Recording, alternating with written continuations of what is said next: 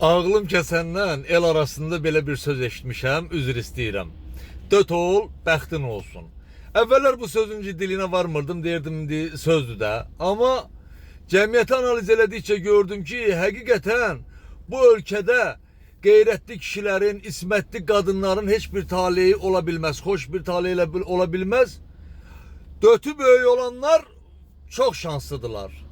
Təsəvvür edirsiniz, dötü böyük olanlar toylarımızı dağıdırlar. Dötü böyük olanlar 1-0 bu cəmiyyətdə öndədirlər. Yəni ağlın böyük olmağı, dərrakənin böyük olmağı, elmin böyük olmağı bu ölkədə heç bir önəm kəsb eləmir. Dötün böyük oldusa 1-0 öndəsən.